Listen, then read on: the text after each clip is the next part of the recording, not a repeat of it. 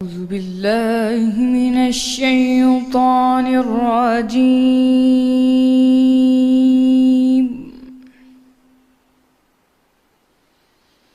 بسم الله الرحمن الرحيم.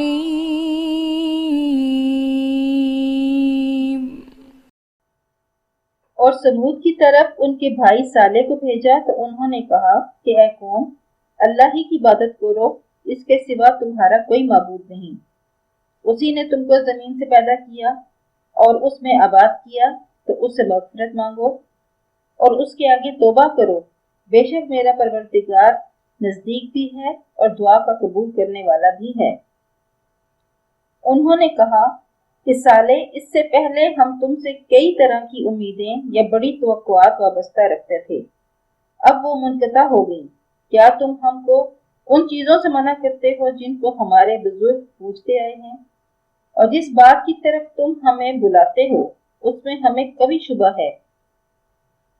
صالح نے کہا، اے میری قوم، بھلا دیکھو تو، اگر میں اپنے پروردگار کی طرف سے کھلی دلیل پر ہوں اور اس نے مجھے اپنے ہاں سے نبوت کی نعمت بخشی ہو، تو اگر میں اللہ کی نافرمانی کروں تو اس کے سامنے میری کون مدد کرے گا؟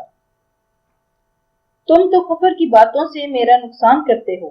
اور یہ بھی کہا کہ اے قوم، یہ اللہ کی اونٹنی تمہارے لیے ایک نشانی یعنی معجزہ ہے، تو اس کو چھوڑ دو کہ اللہ کی زمین میں جہاں چاہے چرے اور اس کو کسی طرح کی تکلیف نہ دینا، ورنہ تمہیں جلد عذاب آ پکڑے گا۔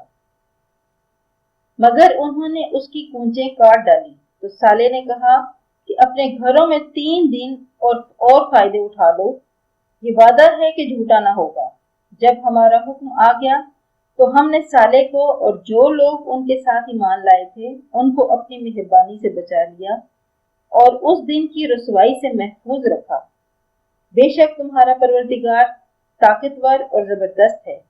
اور جن لوگوں نے ظلم کیا تھا ان کو چنگھاڑ کی صورت میں عذاب نے آ پکڑا تو وہ اپنے گھروں میں اوندھے پڑے رہ گئے، گویا کبھی ان میں بسے ہی نہ تھے۔ سن رکھو کہ سمود نے اپنے پروردگار سے کفر کیا، اور سن رکھو سمود پر پھٹکار ہے۔ یہ خوب سن لو کہ رحمت سے سمود کو دوری ہوئی ہے۔ صدق اللہ